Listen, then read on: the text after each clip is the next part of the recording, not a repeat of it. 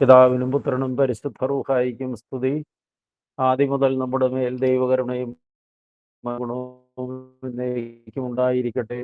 ദൈവത്തിന്റെ പരിശുദ്ധമായ തിരുനാമത്തിന് മഹത്വം ഉണ്ടാകട്ടെ. കർത്താവായ യേശുക്രിസ്തുവിൽ ഏറ്റവും ബഹുമാനിയായ പട്ടക്കാരെ, ഈ അനുഗ്രഹിക്കപ്പെട്ട കാത്തിരിപ്പിന്റെ ദിനങ്ങളിൽ ഈ മീഡിയ വഴിയായി നടത്തപ്പെടുന്ന കൺവെൻഷന്റെ രണ്ടാമത്തെ സന്ധ്യയിൽ കർത്താവ് മിശിഹായുടെ പരിപാവനമായ പാദപീഠത്തിൽ സ്വർഗീയ ആലോചനകൾക്കായി കാതോർത്തിരിക്കുന്ന പ്രിയ വിശ്വാസികളുടെ സമൂഹമേ, സെന്റ് ഇഗ്നേഷ്യസ് യാക്കോബായ ശ്രീയാനിപ്പള്ളിയുടെ ട്രസ്റ്റിമാരെ, സെക്രട്ടറി, മറ്റ് മാനേജിംഗ് കമ്മിറ്റി അംഗങ്ങളെ, ഭക്തസംഘടനാ പ്രവർത്തകർ, നിങ്ങൾക്ക് എല്ലാവർക്കും നമ്മുടെ കർത്താവും രക്ഷിതാവുമായ യേശു മിശിഹായുടെ നിസ്തുല്യമായ തിരുനാമത്തിൽ സന്ധ്യാവന്ദനം, സ്നേഹവന്ദനം അറിയിക്കട്ടെ. ഇന്ന് നിങ്ങളെ കൂടിക്കാണുവാനും നിങ്ങളോട് ദൈവവചനത്തിൽ നിന്ന് ആലോചന പറയുവാനും സ്വർഗത്തിലെ ദൈവം എനിക്ക് അവസരവും ഭാഗ്യവും തന്നതോർത്ത് ഞാൻ ദൈവത്തെ സ്തുതിക്കുന്നു. ഈ മീറ്റിങ്ങിലേക്ക് എന്നെ പ്രത്യേകം ക്ഷണിച്ച ബഹുമാനപ്പെട്ട വികാരി അച്ഛനോട് മറ്റ് ബന്ധപ്പെട്ടവരോടുള്ള നന്ദി വാക്കുകളിൽ അറിയിക്കുകയും ചെയ്യട്ടെ. ഇന്ന് ദൈവസന്നിധിയിൽ ചേർന്നിരിക്കുമ്പോൾ നമുക്ക് ഈ ദിവസങ്ങളുടെ പ്രാധാന്യം അറിയാം. ഇത് സഭാ കലണ്ടർ അനുസരിച്ച് കാത്തിരിപ്പിന്റെ ദിനങ്ങളാണ്.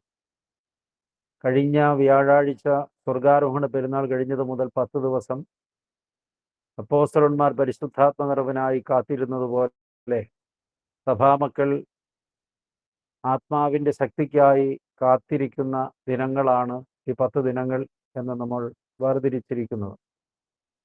ഈ ദിവസങ്ങളിൽ ഇപ്രകാരം ഒരു കൺവെൻഷൻ നടത്തുവാൻ നിങ്ങൾക്ക് ദൈവം തന്ന ആലോചന ഓർത്ത് ദൈവത്തെ സ്തുതിക്കട്ടെ. അത് മനോഹരമായി ചിട്ടപ്പെടുത്തി ഓൺലൈനിലൂടെ ഈ സന്ധ്യാകാലം ദൈവത്തിൻ്റെ ശബ്ദം കേൾക്കുവാൻ, ആലോചന കേൾക്കുവാൻ നിങ്ങൾ ഒരുങ്ങുന്നതും സമർപ്പിക്കുന്നതും ഓർത്ത് നിങ്ങളെ ഞാൻ ശ്ലാഘിക്കുന്നു. സ്നേഹമുള്ളവരെ, ഇന്ന് നമ്മുടെ സന്ധ്യാകാല ധ്യാനത്തിനായി വേദപുസ്തകത്തിൽ നിന്ന് 2 വേദഭാഗം നിങ്ങളെ വായിച്ച് കേൾപ്പിക്കുകയാണ്. വേദപുസ്തകം കയ്യിലുള്ളവർ വേദപുസ്തകം തുറന്ന് അച്ഛൻ വായിക്കുന്ന വേദഭാഗം ശ്രദ്ധിക്കുന്നത് അനുഗ്രഹമായിരിക്കും. ഒന്നാമത്തെ വേദഭാഗം ശുദ്ധമുള്ള യോഹന്നാൻ എഴുതിയ രക്ഷാസുവിശേഷം 16-ാം അധ്യായത്തിലെ 7 മുതൽ 11 വരെയുള്ള തിരുവചനങ്ങളാണ്. ശ്രദ്ധിക്കുക. എന്നാൽ ഞാൻ നിങ്ങളോട് സത്യം പറയുന്നു, ഞാൻ പോകുന്നത് നിങ്ങൾക്ക് പ്രയോജനം. ഞാൻ പോകാഞ്ഞാൽ കാര്യസ്ഥൻ നിങ്ങളുടെ അടുക്കൽ വരികയില്ല.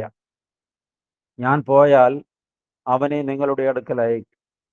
അവൻ വന്ന് പാപത്തെക്കുറിച്ചും നീതിയെക്കുറിച്ചും ന്യായവിധിയെക്കുറിച്ചും ലോകത്തിന് ബോധം വരുത്തും. അവർ എന്നിൽ വിശ്വസിക്കാകൊണ്ട് പാപത്തെക്കുറിച്ചും ഞാൻ പിതാവിൻ്റെ അടുക്കൽ പോകുകയും നിങ്ങൾ ഇനി എന്നെ കാണാതിരിക്കുകയും ചെയ്യുന്നത് കൊണ്ട് നീതിയെക്കുറിച്ചും ഈ ലോകത്തിൻ്റെ പ്രഭു വിധിക്കപ്പെട്ടിരിക്കൊണ്ട് ന്യായവിധിയെക്കുറിച്ചും തന്നെ.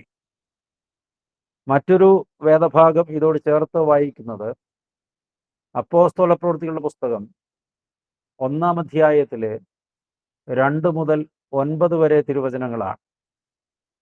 ഇങ്ങനെ വായിക്കുന്നു: അവൻ കഷ്ടം അനുഭവിച്ച ശേഷം 40 നാളോളം അവർക്ക് പ്രത്യക്ഷനായി ദൈവരാജ്യം സംബന്ധിച്ച കാര്യങ്ങൾ പറഞ്ഞുകൊണ്ട് താൻ ജീവിച്ചിരിക്കുന്നുവെന്ന് അനേകം ദൃഷ്ടാന്തങ്ങളാൽ അവർക്ക് കാണിച്ചു കൊടുത്തു. അങ്ങനെ അവൻ അവരുമായി കൂടിയിരിക്കുമ്പോൾ അവരോട്, നിങ്ങൾ യെരുശലേമിൽ നിന്ന് വാങ്ങിപ്പോകാതെ എന്നോട് കേട്ട പിതാവിൻ്റെ വാഗ്ദത്തത്തിനായി കാത്തിരിക്കണം. യോഹന്നാൻ വെള്ളം കൊണ്ട് സ്നാനം കഴിപ്പിച്ചു. നിങ്ങൾക്കോ ഇനി ഏറെ നാൾ കഴിയും മുമ്പേ പരിശുദ്ധാത്മാവ് കൊണ്ട് സ്നാനം ലഭിക്കും എന്ന് കൽപ്പിച്ചു. ഒരുമിച്ച് കൂടിയിരുന്നപ്പോൾ അവർ അവനോട്, കർത്താവേ, നീ ഇസ്രായേലിന് ഈ കാലത്തിലോ രാജ്യം യഥാസ്ഥാനമാക്കി കൊടുക്കുന്നത് എന്ന് ചോദിച്ചു. അവൻ അവരോട്, പിതാവ് തൻ്റെ സ്വന്തം അധികാരത്തിൽ വെച്ചിട്ടുള്ള കാലങ്ങളെയോ സമയങ്ങളെയോ അറിയുന്നത് നിങ്ങൾക്കുള്ളതല്ല. എന്നാൽ പരിശുദ്ധാത്മാവ് നിങ്ങളുടെ മേൽ വരുമ്പോൾ നിങ്ങൾ ശക്തി ലഭിച്ചിട്ട് യെരുശലേമിലും യഹൂദിയയിൽ എല്ലായിടത്തും ശമര്യയിലും ഭൂമിയുടെ അറ്റത്തോളവും എൻ്റെ സാക്ഷികളാകും എന്ന് പറഞ്ഞു. ഇത് പറഞ്ഞ ശേഷം അവർ കാണുകെ അവൻ ആരോഹണം ചെയ്തു. ഒരു മേഘം അവനെ മൂടിയിട്ട് അവൻ അവരുടെ കാഴ്ചയ്ക്ക് മറഞ്ഞു. മനോഹരമായ 2 വേദഭാഗങ്ങൾ. ഈ വേദഭാഗങ്ങൾ തമ്മിൽ കണക്ട് ചെയ്തുകൊണ്ട് ഇന്ന് നമ്മൾ ഈ രാത്രികാലം ചില വിഷയങ്ങൾ ധ്യാനിക്കണമെന്ന് വിചാരിക്കുകയാണ്. സ്നേഹമുള്ളവരെ, ഈ കത്തിട്ട് പരിശുദ്ധാത്മ നിറവിന് വേണ്ടി അപ്പോസ്തലന്മാർ കാത്തിരുന്നു. കർത്താവ് അവരോട് പറഞ്ഞിരുന്നു, ഞാൻ പോകുന്നതാണ് നിങ്ങൾക്ക് നല്ലത്. ഞാൻ പോകാഞ്ഞാൽ കാര്യസ്ഥൻ നിങ്ങളുടെ അടുക്കൽ വരികയില്ല. ഞാൻ പോയി നിങ്ങളോട് കൂടി ഇരിക്കേണ്ടതിന് സ്വർഗത്തിൽ നിന്ന്, പിതൃസന്നിധിയിൽ നിന്ന് കാര്യസ്ഥനായ പരിശുദ്ധാത്മാവിനെ നിങ്ങളുടെ മേൽ അയച്ചു തരുമെന്ന് അവർ കാത്തിരുന്നു. ആ കാത്തിരിപ്പ് അനുഗ്രഹമായി മാറി. ആ കാത്തിരിപ്പിന്റെ ഒടുവിൽ സംഭവിച്ച കാര്യമാണ് പ്രിയപ്പെട്ട സഹോദരി ഈ മീറ്റിംഗിന്റെ ആരംഭത്തിൽ വായിച്ച് കേൾപ്പിച്ചത്. അപ്പോസ്തലപ്രവൃത്തികളുടെ പുസ്തകം 1-ാം അധ്യായത്തിലെ തുടർന്നുള്ള വേദഭാഗമാണ് ഇന്ന് പാഠമായി നമ്മൾ വായിച്ച് കേട്ടത്. പരിശുദ്ധാത്മാവിന് വേണ്ടി അപ്പോസ്തലന്മാർ കാത്തിരുന്നു. നമ്മളെ സംബന്ധിച്ച് നമ്മളെല്ലാവരും ഒരിക്കൽ പരിശുദ്ധാത്മാവ് പ്രാപിച്ചവരാണ്. വിശുദ്ധ മാമോദീസ എന്ന കൂദാശ സ്വീകരിച്ച ദിവസം നമ്മളെല്ലാവരും പരിശുദ്ധാത്മാവിനെ സ്വീകരിച്ചവരാണ്. നമ്മളിൽ അന്നു മുതൽ പരിശുദ്ധാത്മാവ് കുടികൊള്ളുന്നു, വാസം കൊള്ളുന്നു. നമ്മൾ പരിശുദ്ധാത്മാവിന്റെ ആലയങ്ങളാണ്. കൊരിന്ത്യർക്ക് പൗലോസ്ലീഹ എഴുതിയ 1-ാം ലേഖനം 6-ാം അധ്യായത്തിന്റെ 19-ാം വാക്യത്തിൽ പറയുന്നത്, നിങ്ങൾ പരിശുദ്ധാത്മാവിന്റെ ആലയങ്ങളാകുന്നുവെന്നും നിങ്ങൾ ഓരോരുത്തരെയും വിലയ്ക്ക് വാങ്ങിയിരിക്കിയാൽ നിങ്ങൾ ആരും താന്താങ്ങൾക്കുള്ളവരല്ല എന്നും നിങ്ങൾ അറിയുന്നില്ലയോ? അപ്പോൾ നമ്മൾ പരിശുദ്ധാത്മാവിന്റെ ആലയങ്ങളാണ് എന്ന് കൊരിന്ത്യലേഖനം 1-ാം കൊരിന്ത്യലേഖനം 6-ാം അധ്യായത്തിലൂടെ പരിശുദ്ധനായ പൗലോസ്ലീഹ ഓർമ്മപ്പെടുത്തുകയാണ്. നമ്മൾ പരിശുദ്ധാത്മാവിന്റെ ആലയങ്ങളാണ്. പരിശുദ്ധാത്മാവ് നമ്മളിൽ വസിക്കുന്നു. നമ്മളിൽ വസിക്കുന്ന പരിശുദ്ധാത്മാവിന് വേണ്ടി നമ്മൾ ഇനി കാത്തിരിക്കുന്നത് എന്തിനാണ്? കാത്തിരിപ്പ് എന്ന് പറയുമ്പോൾ ആളുകളിൽ അനേകം പേരുടെ വിചാരം പരിശുദ്ധാത്മാവ് ലഭിക്കാൻ വേണ്ടിയുള്ള കാത്തിരിപ്പാണ് എന്നുള്ളതാണ്. നമ്മൾ പരിശുദ്ധാത്മാവിനെ പ്രാപിച്ചവരാണ്. എന്നിലും നിങ്ങളിലും പരിശുദ്ധാത്മാവ് താമസിക്കുകയാണ്. നമ്മൾ പരിശുദ്ധാത്മാവ് വസിക്കുന്ന കൊട്ടാരങ്ങളാണ്. സത്യമായിട്ട് നമ്മൾ ദൈവത്തിന്റെ ആലയങ്ങളാണ്. അത് വേദപുസ്തകത്തിൽ വേറെ 2 ഇടത്തുകൂടെ രേഖപ്പെടുത്തിയിട്ടുണ്ട്. കൊരിന്ത്യർക്കുള്ള 1-ാം ലേഖനം 3-ാം അധ്യായത്തിൽ 16-ാമത്തെ തിരുവചനത്തിൽ പൗലോസ്ലീഹ എഴുതുന്നുണ്ട്, നിങ്ങൾ ദൈവത്തിന്റെ ആലയങ്ങളാകുന്നുവെന്നും ദൈവത്തിന്റെ ആത്മാവ് നിങ്ങളിൽ വസിക്കുന്നുവെന്നും നിങ്ങൾ അറിയുന്നില്ലേ? 17-ാം വാക്യം ചോദിക്കുന്നു, ദൈവത്തിന്റെ ആലയം നശിപ്പിക്കരുത്, നശിപ്പിക്കുന്നവനെ നിന്റെ ദൈവം നശിപ്പിക്കുമെന്ന്. വീണ്ടും കൊരിന്ത്യർക്കുള്ള 2-ാം ലേഖനം 6-ാം അധ്യായത്തിന്റെ 16-ാമത്തെ തിരുവചനത്തിൽ ഇങ്ങനെ വ്യക്തമായി രേഖപ്പെടുത്തുന്നുണ്ട്, നാം ജീവനുള്ള ദൈവത്തിന്റെ ആലയങ്ങളല്ലോ. അപ്പോൾ നമ്മൾ യഥാർത്ഥ ദൈവാലയങ്ങളാണ് എന്ന് വിശുദ്ധ വേദപുസ്തകം അടിവരയിട്ട് പഠിപ്പിക്കുകയാണ്. എങ്ങനെയാണ് നാം ദൈവത്തിന്റെ ആലയങ്ങളായി മാറിയത്? വിശുദ്ധ മാമോദീസയുടെ ദിവസം ദൈവത്തിന്റെ പരിശുദ്ധാത്മാവ് നമ്മളിൽ വന്ന് ആവസിച്ച് നിറഞ്ഞ് അന്നു മുതൽ നമ്മളിൽ വാസം കൊള്ളുകയാണ്. പരിശുദ്ധാത്മാവ് ഒരു വ്യക്തിയിൽ വസിക്കുന്നത് കൊണ്ടാണ് ആ വ്യക്തിയെ ദൈവാലയം എന്ന് വിളിക്കുന്നത്. പരിശുദ്ധ തൃത്വത്തിലെ 3-ാമത്തെ ആളത്വമായ പരിശുദ്ധാത്മാവ് മാമോദീസ നാൾ മുതൽ എന്നിലും നിങ്ങളിലും കുടികൊള്ളുകയാണ്. അതുകൊണ്ടാണ് നാം ദൈവത്തിന്റെ ആലയങ്ങൾ എന്ന ആ അതിശ്രേഷ്ഠമായ സ്ഥാനത്തിന്, മഹത്വത്തിന് യോഗ്യരായി തീർന്നിട്ടുള്ളത്. ഇപ്രകാരം ദൈവാലയങ്ങളും പരിശുദ്ധാത്മാവിന്റെ മന്ദിരങ്ങളുമാകുന്ന നമുക്ക് വീണ്ടും പരിശുദ്ധാത്മാവിനെ പ്രാപിക്കേണ്ടതുണ്ടോ? പിന്നെ എന്തിനാണ് നമ്മൾ കാത്തിരിക്കുന്നത്? പ്രിയപ്പെട്ടവരെ, വർഷം തോറും ഈ കാത്തിരിപ്പുണ്ടല്ലോ.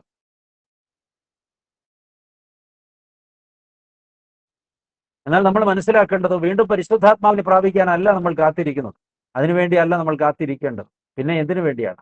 നമ്മൾ പരിശുദ്ധാത്മാവിന്റെ ആലയങ്ങളും ദൈവത്തിന്റെ ആലയങ്ങളും ഒക്കെ ആയിരിക്കുമ്പോൾ തന്നെ ജഡത്തിൽ വസിക്കുന്ന മനുഷ്യരാണ്. നമുക്ക് പരിമിതികളുണ്ട്, ബലഹീനതകളുണ്ട്, കുറ്റങ്ങളുണ്ട്, കുറവുകളുണ്ട്. നമ്മുടെ കാഴ്ചയിൽ ഒരുപക്ഷെ വീഴ്ചകൾ ഉണ്ടാകുന്നുണ്ട്. നമ്മുടെ നടപ്പിൽ വീഴ്ചകൾ സംഭവിക്കുന്നുണ്ട്. കാല് തന്നെ വീഴുന്നതിനെ കുറിച്ചല്ല, തിന്മയിലേക്ക് വഴുതി വീഴുന്നതിനെ കുറിച്ചാണ് സൂചിപ്പിച്ചത്. ഈ ലോകത്തിന്റെ ചിന്തകൾ നമ്മൾ മലിനമാക്കുന്നുണ്ടാകും. നമ്മൾ ലോക മനുഷ്യരായി ഒരുപക്ഷെ തരം താണു പോയിട്ടുണ്ടാകാം. നമ്മുടെ ജീവിതത്തിൽ നാം പാപത്തിന് ഇടം കൊടുത്തിട്ടുണ്ടാകാം. അങ്ങനെ പിശാചിന് ഇടം കൊടുത്തിട്ടുണ്ടാകാം. ദൈവത്തിന്റെ ആലയങ്ങളാകുന്ന നമ്മൾ മലിനപ്പെടുവാൻ ഇടവന്നിട്ടുണ്ടാകാം. ദുഃഖിപ്പിച്ചുകൊണ്ട് പാപം ചെയ്തിട്ടുണ്ടാകും. മദ്യപാനമോ വ്യഭിചാരമോ വ്യഭിചാര ചിന്തകളോ വെറുക്കൂത്തുകളോ അശ്ലീല കാഴ്ചകളോ നമ്മളെ മലിനപ്പെടുത്തിയിട്ടുണ്ടാകാം. നമ്മൾ ദൈവത്തിന് ഹിതകരമല്ലാത്ത മറ്റനേക പാപചിന്തകളിലേക്ക് വഴുതിപ്പോയിട്ടുണ്ടാകാം. യുക്തിചിന്ത ഒരുപക്ഷെ നമ്മളെ ഭരിക്കുന്നുണ്ടാകാം. നമ്മൾ ശാസ്ത്രത്തിന്റെ പിന്നാലെ ഓടിയിട്ട് നമുക്ക് ദൈവത്തെ സംശയം തോന്നിയിട്ടുണ്ടാകാം. ചിലരെങ്കിലും ദൈവമുണ്ടോ എന്ന ചോദ്യം ചോദിച്ചിട്ടുണ്ടാകാം. ദൈവം ഇല്ല എന്ന് ഉറക്കെയോ പതുക്കെയോ പറഞ്ഞിട്ടുണ്ടാകാം. നാം ദൈവസന്നിധിയിൽ നിന്ന് ഒരുപാട് അകന്നു പോയിട്ടുണ്ടാകാം. സ്വാഭാവികമായും നാം പാപത്തിന് പിടിക്കപ്പെട്ട ആ സമയം മുതൽ പാപം നമ്മുടെ മേൽ അധികാരം നടത്തുന്ന സമയം മുഴുവനും നമ്മളിൽ പരിശുദ്ധാത്മാവ് വസിച്ചുകൊണ്ടിരിക്കുമ്പോൾ തന്നെ ആത്മാവിന്റെ ശക്തി നമുക്ക് നഷ്ടപ്പെടുകയാണ്. ആത്മാവിന്റെ ബലം നമുക്ക് നഷ്ടപ്പെടുകയാണ്. പോരാട്ട വീര്യം നമുക്ക് നഷ്ടപ്പെടുകയാണ്. നാം ബലഹീനരാവുകയാണ്, ദുർബലരാവുകയാണ്, കഴിവുകെട്ടവരാവുകയാണ്. നാം തളർന്നു പോവുകയാണ്, വീണുപോവുകയാണ്, താളടിയാവുകയാണ്. അങ്ങനെ നമ്മുടെ ജീവിതം കഷ്ടകരമായി തീരുകയാണ്. ആത്മബലം നമുക്ക് നഷ്ടപ്പെടുകയാണ്. പ്രാർത്ഥനാ ശക്തി നമ്മളിൽ നിന്ന് ചോർന്നു പോവുകയാണ്. പ്രാർത്ഥിക്കാൻ ഉത്സാഹമില്ലാത്തവരായി നാം തീരുകയാണ്. പള്ളി ആരാധനകൾ നാം ഒരു ചടങ്ങാക്കി മാറ്റുകയാണ്. ആത്മാർത്ഥതയില്ലാതെ നാം അതിൽ പങ്കെടുക്കും. യഥാർത്ഥ സമർപ്പണത്തോടെ അതിൽ സംബന്ധിക്കുവാൻ നമുക്ക് സാധ്യമാകാതെ വരികയാണ്. നാം ഒരുപക്ഷെ ദൈവാലയത്തിന്റെ നടത്തിപ്പുകാരായിരിക്കാം. ദൈവവുമായിട്ടുള്ള നമ്മുടെ ബന്ധം എത്രത്തോളം ദൃഢമാണ് എന്ന് ഇവിടെ പരിശോധിക്കപ്പെടേണ്ടതായിട്ടുണ്ട്. നമ്മുടെ ലൗകിക ജീവിതത്തിന്റെ ഭാഗമായി പല കാരണങ്ങൾ കൊണ്ട് പലപ്പോഴായി നാം ദൈവത്തിൽ നിന്ന് അകന്നിട്ടുണ്ടാകാം. അങ്ങനെ പരിശുദ്ധാത്മാവ് മഹാദുഃഖത്തോടെ പ്രവർത്തിക്കാനുള്ള ഊർജം നഷ്ടപ്പെട്ട് നമ്മിൽ സങ്കടപ്പെട്ട് കഴിച്ചുകൂട്ടുകയാകാം. നിങ്ങൾ വസിക്കുന്ന ദൈവത്തിന്റെ പരിശുദ്ധാത്മാവിനെ ദുഃഖിപ്പിക്കരുത് എന്ന് അപ്പോസ്തലനായ പൗലോസ് രേഖപ്പെടുത്തിയിട്ടുണ്ട്. ഒരു വ്യക്തി പാപം ചെയ്യുമ്പോൾ ആ വ്യക്തിയിൽ വസിക്കുന്ന ദൈവത്തിന്റെ പരിശുദ്ധാത്മാവ് സങ്കടപ്പെടുകയാണ്. ഒരു വ്യക്തിക്ക് വേറൊരു വ്യക്തിയോട് വിരോധമോ വൈരാഗ്യമോ തോന്നുമ്പോൾ ആ തോന്നിയ വ്യക്തി മലിനപ്പെടുകയാണ്. അവിടെ പരിശുദ്ധാത്മാവ് ദുഃഖിക്കുവാൻ കാരണമായി തീരുകയാണ്. വഞ്ചനയോ ചതിയോ ഭോഷ്കോ ഒരു മനുഷ്യനെ ഭരിക്കുവാൻ തുടങ്ങിയാൽ ആ മനുഷ്യനും പാപം ചെയ്യുകയാണ്. അതാണോ പെണ്ണോ വ്യത്യാസമില്ല. സ്വാഭാവികമായും ആ വ്യക്തി ദൈവത്തിൽ നിന്ന് അകലുകയാണ്. പരിശുദ്ധാത്മാവ് അപ്പോഴും ആ വ്യക്തിയിൽ തന്നെ താമസിക്കുന്നുണ്ട്. ആ വ്യക്തിയിൽ പരിശുദ്ധാത്മാവിന് പ്രവർത്തിക്കാൻ സാധ്യമാകുന്നില്ല. ആ വ്യക്തി മുൻതൂക്കം കൊടുക്കുന്നത് ലോകത്തിനും ലോകത്തിന്റെ ഇമ്പങ്ങൾക്കും സുഖലോലുപതകൾക്കും പാപ ആസ്വാദനങ്ങൾക്കുമാണ്. സ്വാഭാവികമായും പരിശുദ്ധാത്മാവ് ശക്തി ചോർന്ന് നമ്മളിൽ ഞരങ്ങിക്കൊണ്ട് വസിക്കുകയാണ്. ഇത് പറയുന്ന ഞാനും കേൾക്കുന്ന നിങ്ങളും ആത്മാർത്ഥമായി സ്വയത്തോട് ചോദിക്കേണ്ട ഒരു ചോദ്യമുണ്ട്. മാമോദിസ നാളിൽ ഞാൻ പ്രാപിച്ച പരിശുദ്ധാത്മാവ് എന്നിൽ ശക്തിയോടെ വിരാജിക്കുന്നുണ്ടോ, അതോ ഞരങ്ങിക്കൊണ്ട് സങ്കടപ്പെട്ട് താമസിക്കുകയാണോ? ഏതെങ്കിലുമൊക്കെ പാപം ഇന്ന് നമ്മുടെ മേൽ ഭരണം നടത്തുന്നുണ്ടെങ്കിൽ സ്വാഭാവികമായും പ്രിയപ്പെട്ടവരെ പരിശുദ്ധാത്മാവ് സങ്കടപ്പെട്ടിരിക്കുകയാണ്. പ്രവർത്തിക്കാൻ കഴിയാതെ ഇരിക്കുകയാണ്. ശക്തി നഷ്ടപ്പെട്ടിരിക്കുകയാണ്. ആത്മശക്തി നഷ്ടപ്പെട്ട മനുഷ്യൻ ദുർബലനാണ്. ആത്മശക്തി നഷ്ടപ്പെട്ട ഒരു മനുഷ്യനെ പിശാച് പന്ത് തട്ടും പോലെ തട്ടിക്കളിക്കും. ആത്മശക്തി നഷ്ടപ്പെട്ട ഒരു മനുഷ്യനെ പിശാച് പാപത്തിന്റെ ഊടുവഴികളിലൂടെ വലിച്ചിഴച്ചു കൊണ്ടുപോകും. എല്ലാ തിന്മയിലേക്കും ആ വ്യക്തിയെ പിശാച് തള്ളിയിടും. ആത്മശക്തി ചോർന്നുപോയ ദൈവമക്കൾക്ക് ആത്മശക്തി പുതുക്കുവാനുള്ള സമയമാണ് ഈ കാത്തിരിപ്പിന്റെ ദിനങ്ങൾ. നമ്മൾ പരിശുദ്ധാത്മ ശക്തിക്ക് വേണ്ടിയാണ് കാത്തിരിക്കുന്നത്. പരിശുദ്ധാത്മാവിന്റെ അഭൗമ ശക്തി നമ്മളിൽ വന്ന് നിറയുവാനാണ് നാം കാത്തിരുന്ന് പ്രാർത്ഥിക്കേണ്ടത്. പരിശുദ്ധാത്മാവെ ശക്തി പകർന്നിടണമേ എന്നാണല്ലോ ഒരു പാട്ട് നമ്മൾ പാടുന്നത്. ശക്തിയാണ് നമുക്ക് ആവശ്യം. പോരാടാനുള്ള ശക്തി, തിന്മയ്ക്കെതിരെ പോരാടാനുള്ള ശക്തി, അശുദ്ധിക്കെതിരെ പോരാടാനുള്ള ശക്തി, പാപത്തിനെതിരെ പോരാടാനുള്ള ശക്തി. ഈ ശക്തി ലഭിക്കേണ്ടതിനത്രേ നാം ദൈവസന്നിധിയിൽ ജാഗരിക്കേണ്ടത്. നമുക്കിന്ന് ആത്മാവുണ്ട്, പക്ഷെ ശക്തിയാണില്ലാത്തത്. ഇന്ന് നമുക്ക് വേണ്ടിയിരിക്കുന്നത് ആത്മാവിന്റെ ശക്തിയാണ്. ശക്തിയെ പുതുക്കുവാനാണ് നാം കാത്തിരിക്കുന്നത്. ഇവിടെ ശക്തി എന്ന് പറയുമ്പോൾ ജീവനുള്ള മനുഷ്യർക്കൊക്കെ ശക്തിയുണ്ട് എന്ന് നാം വിചാരിക്കരുത്. ജീവനുള്ള മനുഷ്യർ പലരുണ്ട്, എന്നാൽ പലരുടെയും ശക്തി പലതാണ്. ഞാൻ ശരീരത്തിന്റെ ജീവനെക്കുറിച്ചും ശരീരത്തിന്റെ ശക്തിയെക്കുറിച്ചും മാത്രമേ നിങ്ങളോട് സംസാരിക്കുന്നത്. നമ്മൾ തന്നെ പൊതുവായി ഒന്ന് വിലയിരുത്തി നോക്കുക. ഈ സമൂഹത്തിൽ ശാരീരികമായി ബലമുള്ളവരുമുണ്ട്, ബലഹീനരുമുണ്ട്. ദൃഢഗാത്രനായ ഒരു മനുഷ്യന് നല്ല ഊർജമുണ്ട്, നല്ല ശക്തിയുണ്ട്. ഇച്ഛിക്കുന്നത് എന്തും പ്രവർത്തിക്കാനായിട്ട് ആ വ്യക്തിക്ക് സാധിക്കും. അപ്പോൾ തന്നെ ഒരു മനുഷ്യന്റെ കാലുകൾ മുട്ടിന് കീഴെ തളർന്നു പോയതാണ്. ആ മനുഷ്യന് ശരീരത്തിന്റെ ബാക്കി ഭാഗങ്ങൾക്ക് നല്ല ബലമുണ്ട്, ആ മനുഷ്യനും ശക്തിയുണ്ട്. പക്ഷെ പൂർണ്ണ ആരോഗ്യവാനായ മനുഷ്യന്റെ ശക്തി ഈ കാല് തളർന്നു പോയ മനുഷ്യനില്ല. ശക്തിക്ക് വ്യത്യാസമുണ്ട്. മൂന്നാമതൊരു വ്യക്തി അരയ്ക്ക് കീഴോട്ട് തളർന്നു പോയിരിക്കുന്നു. ആ ആൾക്കും അതിന് മുകളിലേക്കുള്ള ഭാഗത്തിന് നല്ല ശക്തിയുണ്ട്. പക്ഷെ പൂർണ്ണ ആരോഗ്യവാനായ മനുഷ്യന്റെ ശക്തി അയാൾക്കില്ല. മുട്ടിന് കീഴെ തളർന്നു പോയ മറ്റൊരാൾക്ക് ഉള്ള ശക്തിയും അയാൾക്കില്ല. അയാളുടെ അരയ്ക്ക് കീഴെ തളർന്നു പോയിരിക്കുകയാണ്. നാലാമതൊരാൾ കഴുത്തു മുതൽ പാദം വരെ തളർന്ന് കട്ടിലിൽ കിടക്കുകയാണ്. തലയ്ക്ക് മാത്രമേ ആ മനുഷ്യന് ചലനശേഷിയുള്ളൂ. കാണാൻ പറ്റും, കേൾക്കാൻ പറ്റും, അറിയാൻ പറ്റും, പറയാൻ പറ്റും, ചിന്തിക്കാൻ പറ്റും, കഴിക്കാനും പറ്റും. പക്ഷേ കൈ അനക്കാൻ പറ്റില്ല, കാലനക്കാൻ പറ്റില്ല, ശരീരം ചലിപ്പിക്കാൻ പറ്റില്ല. ആ മനുഷ്യനും ശക്തിയുണ്ട്, പക്ഷെ പരിമിതിയുണ്ട്. പ്രിയപ്പെട്ട ദൈവമക്കളെ, നമ്മൾ തിരിച്ചറിയണം, ശരീരത്തിന് ശക്തി ഉണ്ടെങ്കിലും ഈ 4 പേരും തമ്മിൽ ശക്തിക്ക് വ്യത്യാസമുണ്ട്. ഇതുപോലെയാണ് ആത്മീയ മനുഷ്യന്റെ അവസ്ഥ. ചില മനുഷ്യർ ആത്മീയമായി വളരെ ആരോഗ്യവാന്മാരാണ്.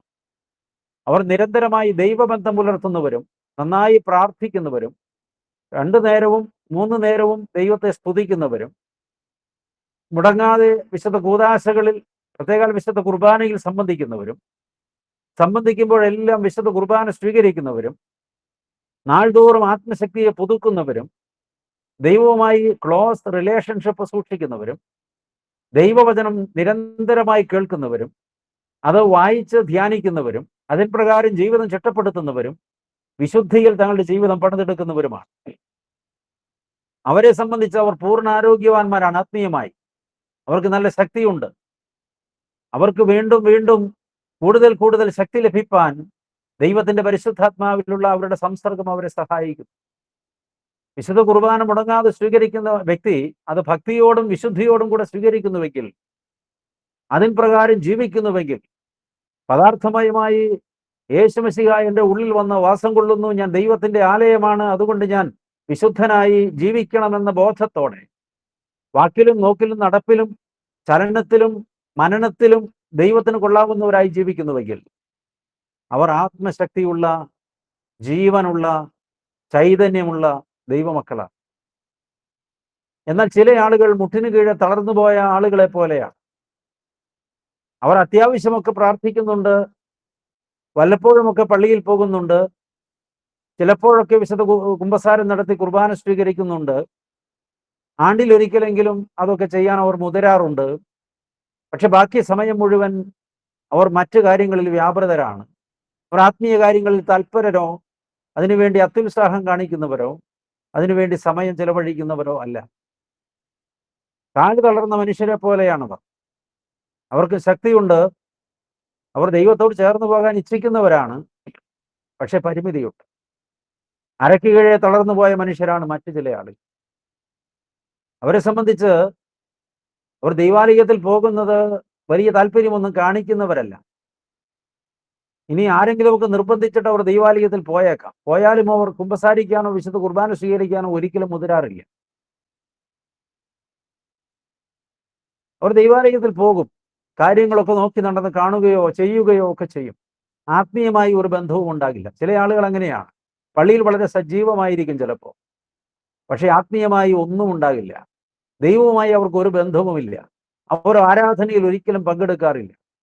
പള്ളിയിൽ പോയാലും അവർ പള്ളിയുടെ പരിസരത്ത് എവിടെയെങ്കിലും ഒക്കെ തമ്പടിച്ച് മറ്റു കാര്യങ്ങളിൽ അപ്പോഴും വ്യാപൃതരായിരിക്കും. ചിലർ അടുക്കളയിൽ മാത്രമാണ് അവരുടെ ആത്മീയത കണ്ടെത്തുന്നത്. ദൈവാലയത്തിന്റെ അടുക്കളകളിൽ ദൈവത്തെ കണ്ടെത്താനായിട്ട് അവർ അവിടെ തന്നെ തമ്പടിച്ചിരിക്കുകയാണ്. ചില ആളുകൾ അവരുടെ ഓഫീസിലായിരിക്കും, അല്ലെങ്കിൽ മറ്റ് വർത്തമാനങ്ങളിലായിരിക്കും. ദൈവാലയത്തിൽ വന്ന് ദൈവാലയത്തിനകത്ത് ആരാധന നടക്കുമ്പോൾ തന്നെ പള്ളിമുറിയിൽ വട്ടം കൂടിയിരുന്ന രാഷ്ട്രീയമോ മറ്റ് ഭൗതിക വിഷയങ്ങളോ സംസാരിക്കുന്ന ആളുകളുണ്ട്. ദൈവമക്കളെ, അവർ അരയ്ക്ക് കീഴെ തളർന്നു പോയവരെ പോലെയാണ്. അവർ ദൈവാലയത്തിൽ സജീവരാണ്, പക്ഷെ ദൈവവുമായിട്ട് അവർക്ക് യാതൊരു ബന്ധവുമില്ല. ഇങ്ങനെ ആത്മീയമായി തളർന്നു കിടക്കുന്ന ആളുകൾക്ക്, ദൈവത്തിൽ നിന്ന് അകന്നു പോയവർക്ക്, പാപത്തിന് പിടിക്കപ്പെട്ടവർക്ക്, തിന്മയുടെ സ്വാധീന വലയത്തിൽ ജീവിക്കുന്നവർക്ക് ആത്മശക്തി ചോർന്നു പോയിരിക്കുന്നു. അവരിലും പരിശുദ്ധാത്മാവുണ്ട്, പക്ഷെ ഞരങ്ങിക്കൊണ്ട് സങ്കടപ്പെട്ടിരിക്കുകയാണ്. ആത്മശക്തി പുതുക്കേണ്ടതുണ്ട് പ്രിയപ്പെട്ടവർ. ഇനി നാലാമത്തെ കൂട്ടം ദൈവാലയത്തിലേക്ക് പോകയില്ല. ക്രിസ്ത്യാനിയാണ്, മാമോദീസയേറ്റവരാണ്, പാരമ്പര്യമുള്ളവരാണ്, പക്ഷെ ദൈവാലയത്തിലേക്ക് പോകുകയില്ല, ആരാധനകളിൽ സംബന്ധിക്കുകയില്ല, ഒരിക്കലും വിശുദ്ധ പുസ്തകം വായിക്കില്ല, ഒരിക്കലും കുടുംബ പ്രാർത്ഥന നടത്തില്ല, അവർ ആത്മീയ വചനങ്ങളൊന്നും കേൾക്കില്ല. ഇന്ന് ഇഷ്ടംപോലെ അനുഗ്രഹിക്കപ്പെട്ട സുവിശേഷകന്മാരുടെ സുവിശേഷ പ്രസംഗങ്ങൾ സോഷ്യൽ മീഡിയ വഴിയായി യൂട്യൂബിലൊക്കെ നമുക്ക് ഇഷ്ടം പോലെ കിട്ടും. പക്ഷെ അതിലേക്ക് ഒരിക്കലും മനസ്സോ ശ്രദ്ധയോ പതിയാറില്ല. അത് മുന്നിൽ വന്നാൽ ഉടനെ സ്ക്രോൾ ചെയ്ത് കളയും, എന്നിട്ട് മറ്റു വിഷയങ്ങളിൽ വ്യാപൃതരാകും. ദൈവവുമായിട്ടോ ആത്മീയമായിട്ടോ പള്ളിയുമായിട്ടോ കൂദാശകളുമായിട്ടോ യാതൊരു ബന്ധവുമില്ലാത്തവർ, അവരും ക്രിസ്ത്യാനികളാണ്. ശരീരം മുഴുവൻ തളർന്നു കിടക്കുന്നവർ, കാണാനും കേൾക്കാനും അറിയാനും പറയാനും ഒക്കെ പറ്റുന്നുണ്ടെങ്കിലും യാതൊരു പ്രയോജനവും അവരെ കൊണ്ട് ആത്മീയമായിട്ടില്ല. ഇപ്പൊ 4 കൂട്ടം വിശ്വാസികളെ കുറിച്ച് ദൈവത്തിന്റെ പരിശുദ്ധാത്മാവ് ഇവിടെ സംസാരിച്ചു. ഇതിലേതാണ് ഞാനെന്ന് ഓരോരുത്തരും അവരവരോടൊന്ന് ചോദിക്കുന്നത് നല്ലതാണ്. നമ്മളൊരു പക്ഷെ ന്യായീകരണത്തിന് വളരെ മിടുക്കരാണ്. നമ്മളെ രക്ഷിക്കാൻ നമ്മളല്ലാതെ വേറെ ആരാണുള്ളത്? അതുകൊണ്ട് നമ്മൾ എപ്പോഴും നമ്മുടെ രക്ഷകരായി മാറുന്നു. നമ്മൾ ന്യായീകരണ തൊഴിലാളികളായി തരം താഴുന്നു. ഞാനതിൽ ഒന്നാമത്തെ ആളാണ് എന്ന് ഒരുപക്ഷെ ഇത് കേട്ടുകൊണ്ടിരിക്കുന്ന എല്ലാവരുടെയും ഉള്ളം പറയുന്നുണ്ടാകാം. ആണോ? ദൈവത്തിന്റെ പരിശുദ്ധാത്മാവ് അത് സമ്മതിക്കുമോ? ദൈവമക്കളെ, ആത്മീയമായി ഇപ്പോഴത്തെ നമ്മുടെ നിലവാരം എന്താണ്? ഇപ്പോഴത്തെ നമ്മുടെ ശക്തിയുടെ നിലവാരം എന്താണ്? നമ്മളിൽ വസിക്കുന്ന ദൈവത്തിന്റെ പരിശുദ്ധാത്മാവ് സന്തോഷവാനാണ്, ആഹ്ലാദഭരിതനാണ്, ഊർജ്ജസ്വലനാണ്? പരിശുദ്ധാത്മാവിൽ നമ്മൾ പ്രവർത്തിക്കാൻ നമ്മൾ അവസരം കൊടുത്തിട്ടുണ്ടോ? അതോ പാപത്തെ പുണരുന്നത് കൊണ്ട് പരിശുദ്ധാത്മാവ് ദുഃഖിച്ചിരിക്കുകയാണ്? ഒരു വ്യക്തി മദ്യപാനം ചെയ്യുമ്പോൾ, വ്യഭിചാരം ചെയ്യുമ്പോൾ, വെറിക്കൂത്തുകൾ ആസ്വദിക്കുമ്പോൾ, ഒരു വ്യക്തി മയക്കുമരുന്ന് ഉപയോഗിച്ച് അതിന്റെ പരമാനന്ദത്തിലേക്ക് സ്വയം തള്ളിയിടുമ്പോൾ, ഒരു വ്യക്തി തട്ടിപ്പോ വെട്ടിപ്പോ ചതിയോ വഞ്ചനയോ കാണിക്കുമ്പോൾ, ഒരു വ്യക്തിയുടെ ഉള്ളിൽ നിറയെ പകയോ വിദ്വേഷമോ വെറുപ്പോ കോപമോ ഈർഷ്യതയോ ഒന്ന് നിറയുമ്പോൾ, അപ്പോഴും ആ വ്യക്തിയിൽ, അവൻ ക്രിസ്ത്യാനിയാണെങ്കിൽ, അവൾ ക്രിസ്ത്യാനിയാണെങ്കിൽ, ദൈവത്തിന്റെ പരിശുദ്ധാത്മാവ് വസിക്കുന്നുണ്ട്, വിട്ടുപോകുന്നില്ല. മഹാസങ്കടത്തോടെ, അത്യന്തം വേദനയോടെ, അത്യന്തം അതിവേദനയോടെ, മഹാസങ്കടത്തോടെ ഞരങ്ങിക്കൊണ്ട് നമ്മൾ താമസിക്കുകയാണ്. നിങ്ങൾ വസിക്കുന്ന ദൈവത്തിന്റെ പരിശുദ്ധാത്മാവിനെ ദുഃഖിപ്പിക്കരുത് എന്ന് അപ്പോസ്തലൻ എഴുതിയ വചനം വീണ്ടും വീണ്ടും ഓർമ്മപ്പെടുത്തട്ടെ. എന്താണ് ഇപ്പോഴത്തെ നമ്മുടെ ആത്മീയ നിലവാരം? നമ്മൾ ആത്മാർത്ഥമായി പരിശോധിക്കേണ്ടതുണ്ട് പ്രിയപ്പെട്ടവരെ. അപ്പോൾ ആത്മീയമായി 4 തരം വിശ്വാസികളെ കുറിച്ച് നമ്മൾ കേട്ടു. ശരീരപ്രകാരം 4 തരം ആളുകളെ കുറിച്ച് പറഞ്ഞതുപോലെ പൂർണ്ണാരോഗ്യവാന്മാരുണ്ട്, ആത്മീയമായി പൂർണ്ണാരോഗ്യവാന്മാരുണ്ട്. ശാരീരികമായി മുട്ടിന് കീഴെ തളർന്നവരുണ്ട്, ആത്മീയമായി കാല് തളർന്നു പോയവരുണ്ട്. ശാരീരികമായി അരയ്ക്ക് കീഴെ തളർന്നു പോയവരുണ്ട്, ആത്മീയമായും അരയ്ക്ക് കീഴെ തളർന്നു പോയവരുണ്ട്. ശാരീരികമായി ശരീരം മുഴുവൻ തളർന്ന് ചലനമറ്റ് കിടക്കുന്നവരുണ്ട്, ആത്മീയമായി ഒരു പ്രയോജനവുമില്ലാതെ, ആത്മീയമായി ഒരു പ്രയോജനവുമില്ലാതെ, ദൈവത്തിന് 1% പോലും പ്രയോജനപ്പെടാതെ തളർന്നു കിടക്കുന്ന വിശ്വാസികളും ഉണ്ട്. ഇതിൽ ഞാൻ എവിടെ നിൽക്കുന്നു എന്ന സ്വന്തം മനസാക്ഷിയോട് ചോദിപ്പാൻ ഈ സമയത്ത് ഈ മീറ്റിംഗിൽ സംബന്ധിക്കുന്ന എല്ലാവർക്കും വ്യക്തിപരമായി സാധിക്കട്ടെ. ഓരോ സന്ദേശങ്ങളും നമ്മളിലേക്ക് ദൈവം വിരൽ ചൂണ്ടുകയാണ്. ഓരോ സന്ദേശങ്ങളും നമ്മളെ കണ്ടെത്താൻ നമ്മളെ സഹായിക്കുകയാണ്. ഓരോ സന്ദേശങ്ങളിലൂടെയും നമ്മുടെ ജീവിതത്തിന്റെ യഥാർത്ഥ ചിത്രം ദൈവം നമ്മളെ ബോധ്യപ്പെടുത്തുകയാണ്. ഓരോ സന്ദേശങ്ങളിലൂടെയും നമ്മളെ അനുതാപത്തിലേക്കും മാനസാന്തരത്തിലേക്കും പുതുക്കത്തിലേക്കും പുനരർപ്പണത്തിലേക്കും ദൈവത്തിന്റെ ആത്മാവ് നയിക്കുകയാണ്. ഈ രാത്രി ദൈവത്തിന്റെ പരിശുദ്ധാത്മാവ് വ്യക്തമായും ശക്തമായും വ്യക്തിപരമായും ഇടപെടുകയാണ്. തിരുത്തപ്പെടുക എന്ന് എന്നോട് നിങ്ങളോടും വ്യക്തമായി ആവശ്യപ്പെടുകയാണ്. ഈ വചനം ഇങ്ങനെ കേൾക്കുമ്പോൾ തന്നെ സ്വന്തം ജീവിതത്തിൽ മാറ്റം വരുത്തേണ്ടതുണ്ട് എന്ന് ആർക്കെങ്കിലുമൊക്കെ തോന്നുന്നുണ്ടെങ്കിൽ ദൈവത്തിന്റെ പരിശുദ്ധാത്മാവ് നിങ്ങളിൽ ശക്തി ആർജിക്കാൻ തുടങ്ങിയിട്ടുണ്ട്. ഞാൻ ഇതുവരെ ജീവിച്ചതുപോലെയല്ല ഇനി ജീവിക്കേണ്ടത് എന്ന് നിങ്ങളുടെ ഉള്ളിൽ ഒരു ബോധ്യം കിട്ടുന്നുണ്ടെങ്കിൽ ദൈവത്തിന്റെ പരിശുദ്ധാത്മാവ് ശക്തമായി നിങ്ങളിൽ ഈ സമയത്ത് പ്രവർത്തിച്ചു കൊണ്ടിരിക്കുന്നു എന്ന് അടിവരയിടുക. ഒരു ചലനവും നിങ്ങളിൽ ഉണ്ടാകുന്നില്ലെങ്കിൽ, ഈ സന്ദേശം കേട്ടുകൊണ്ടിരിക്കുമ്പോൾ നിങ്ങൾക്ക് അല്പം പോലും പാപബോധം തോന്നുന്നില്ലെങ്കിൽ, എൻ്റെ ജീവിതത്തിൽ മാറ്റം വരുത്തേണ്ടതായ ഒരു മേഖലയും ഇല്ല എന്നാണ് നിങ്ങൾ ചിന്തിക്കുന്നതെങ്കിൽ, ഇപ്പോഴും തിന്മയുടെ ശക്തിയാണ് നിങ്ങളിൽ കൂടുതൽ ഭരണം നടത്തിക്കൊണ്ടിരിക്കുന്നത്. പരിശുദ്ധാത്മാവ് കൂടുതൽ ദുർബലപ്പെടുകയാണ്, ആത്മാവിനെ ദുർബലപ്പെടുത്തുകയാണ്. ആത്മാവ് അതിൽ തന്നെ ശക്തമാണ്. ചിലപ്പോൾ ആളുകൾ ചോദിച്ചേക്കാം, ഞാനിങ്ങനെ പാപം ചെയ്യുമ്പോൾ പരിശുദ്ധാത്മാവ് ശക്തിയുള്ള ദൈവമാണല്ലോ, എന്തുകൊണ്ട് എന്നെ അതിൽ നിന്ന് വലിച്ചെടുത്തുകൂടാ? എന്തുകൊണ്ട് എന്നെ തിന്മയിൽ നിന്ന് തടഞ്ഞുകൂടാ? എന്തുകൊണ്ട് ഞാൻ പാപം ചെയ്യാതിരിക്കാൻ എന്നെ നിർബന്ധിച്ചുകൂടാ? എന്നിൽ വസിക്കുന്ന പരിശുദ്ധാത്മാവിനത് ചെയ്യാൻ കഴിയുമല്ലോ. സ്വാഭാവികമാണ് പ്രിയപ്പെട്ടവരെ, ചോദ്യം വളരെ ശക്തമാണ്. എന്നാൽ ചോദിക്കട്ടെ, ഏദൻ പർദീസായിൽ ആദമിനെയും ഹവ്വയെയും പാർപ്പിച്ച ദൈവം തോട്ടത്തിന് നടുവിൽ നിൽക്കുന്ന നന്മതിന്മകളെക്കുറിച്ചുള്ള അറിവിന്റെ വൃക്ഷഫലം തിന്നരുത്, തിന്നുന്ന നാളിൽ നീ മരിക്കുമെന്ന് കൽപ്പന കൊടുത്തു. ഒട്ടൊരു നാൾ കഴിയും മുമ്പ് ഹവ്വയും പിന്നെ ആദമും തോട്ടത്തിന് നടുവിൽ നിൽക്കുന്ന ഈ നന്മതിന്മകളെക്കുറിച്ചുള്ള അറിവിന്റെ വൃക്ഷഫലം പറിച്ചു തിന്നുകയാണ്. പാമ്പ് പ്രേരിപ്പിച്ചു, വശീകരിച്ചു, തെറ്റിദ്ധരിപ്പിച്ചു. ഹവ്വ അത് വിശ്വസിച്ചു പോയി. അവൾ പഴം പറിച്ചു തിന്നു. കൂടെ ഉണ്ടായിരുന്ന ആദമിന് കൊടുത്തു, അവനും തിന്നു. അവിടെ എനിക്കൊരു ചോദ്യം ചോദിക്കാനുണ്ട് നിങ്ങളോട്. സർവ്വവ്യാപിയാണ് ദൈവം, സർവശക്തനാണ് ദൈവം, എല്ലാം അറിയുന്നവനാണ് ദൈവം, എല്ലാം കാണുന്നവനാണ് ദൈവം, എല്ലായിടത്തും ഉള്ളവനാണ് ദൈവം. അങ്ങനെയാണെങ്കിൽ ഏദൻ തോട്ടത്തിൽ നടന്ന ഈ സംഭവം, അത് നടക്കുമ്പോൾ ദൈവം അന്ധനായിരുന്നില്ലല്ലോ, ദൃക്സാക്ഷിയായിരുന്നില്ലേ? ദൈവത്തിന്റെ കൺമുമ്പിലല്ലേ ഹവ്വ പാമ്പുമായി സംസാരിക്കുന്നത്? ദൈവത്തിന്റെ കൺമുമ്പിൽ വെച്ചല്ലേ പാമ്പിന്റെ വശീകരണ തന്ത്രത്തിൽ കുടുങ്ങി ഹവ്വ പഴം പറിച്ച് തിന്നുന്നത്? ദൈവത്തിന്റെ കൺമുമ്പിൽ വെച്ചല്ലേ അത് ആദമിന് കൊടുക്കുന്നത്, അവനും തിന്നുന്നത്? എന്തുകൊണ്ട് ദൈവം ഇടപെട്ട് അവരെ വിലക്കിയില്ല? ഒരു കുഞ്ഞ് ആൾമറയില്ലാത്ത കിണറിൻകരയിലേക്ക് നടന്നു പോകുന്നത് കണ്ടിട്ട് ഇടപെടാതിരിക്കുന്ന ഒരമ്മ, ഒരപ്പൻ ആ കുഞ്ഞിനെ സ്നേഹിക്കുന്നുണ്ട് എന്ന് പറയാൻ പറ്റുമോ? ആ കുഞ്ഞ് കിണറിന്റെ എത്തി നോക്കുമ്പോഴും ഈ അപ്പനും അമ്മയും മൗനമായിരിക്കുകയാണെങ്കിൽ അവർക്ക് സ്നേഹമുണ്ടെന്ന് പറയാനാകും. ഒടുവിൽ ആ കുഞ്ഞ് കിണറ്റിലേക്ക് മൂക്കുകുത്തി വീഴുമ്പോൾ ആ കുഞ്ഞിന്റെ കുറ്റം കൊണ്ടാണ് എന്ന് ആ കുഞ്ഞിനെ കുറ്റപ്പെടുത്തിയാൽ ശരിയാകുമോ? എന്തുകൊണ്ട് ദൈവം ഇടപെട്ടില്ല എന്നൊരു ചോദ്യം ഇവിടെ ബാക്കി നിൽക്കുന്നുണ്ട്. ദൈവമക്കളെ, അതൊരു പക്ഷെ നിങ്ങളെ ഇപ്പോൾ ആശയക്കുഴപ്പത്തിലാക്കുന്നുണ്ടാകാം. ശരിയല്ലേ ഈ അച്ഛൻ പറഞ്ഞു വരുന്നത്? ദൈവത്തിന് മനുഷ്യനെ തടയാമായിരുന്നില്ലേ? സ്വാഭാവികമാണ്, ദൈവത്തിന് മനുഷ്യനെ തടയാമായിരുന്നു, പക്ഷെ തടഞ്ഞില്ല. എന്താ കാരണം എന്നറിയോ? ദൈവം മനുഷ്യനെ സൃഷ്ടിച്ചത് ഒരു യന്ത്രമായിട്ടല്ല, സർവതന്ത്ര സ്വതന്ത്രനായിട്ടാണ്. ദൈവം മനുഷ്യനെ സൃഷ്ടിച്ചത് തന്റെ സ്വരൂപത്തിലും തന്റെ സാദൃശ്യത്തിലുമാണ്, ഒരു യന്ത്രമായിട്ടല്ല, പൂർണ്ണ സ്വതന്ത്രനായിട്ടാണ്. ദൈവം മനുഷ്യനെ സൃഷ്ടിച്ച നാളിൽ മനുഷ്യന് നൽകിയ ഏറ്റവും വലിയ അനുഗ്രഹത്തിന്റെ പേരാണ് സ്വാതന്ത്ര്യം.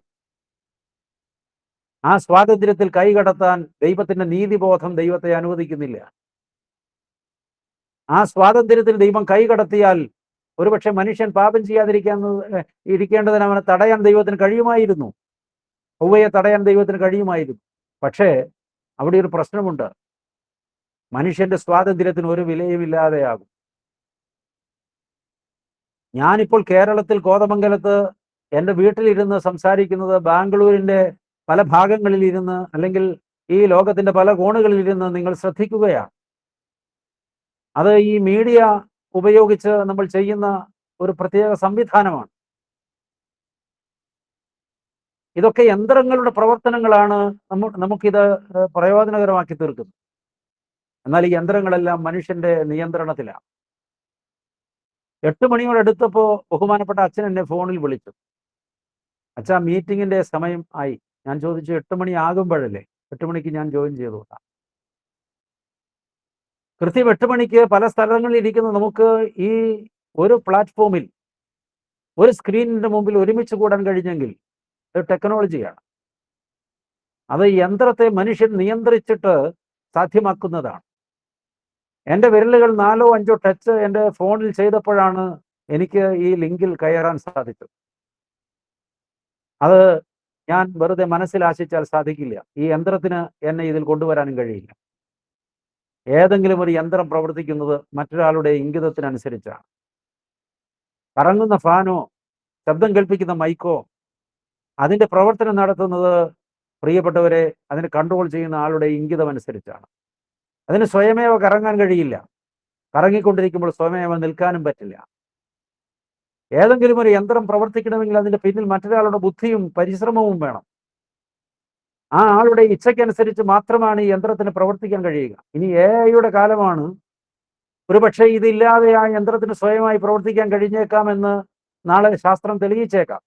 എന്നാൽ ഇതുവരെയുള്ള അറിവനുസരിച്ച്, പ്രിയപ്പെട്ട ദൈവമക്കളെ, ഒരു യന്ത്രം പ്രവർത്തിക്കണമെങ്കിൽ മറ്റൊരാളുടെ ബുദ്ധി അതിൻ്റെ പിന്നിൽ പ്രവർത്തിക്കണം.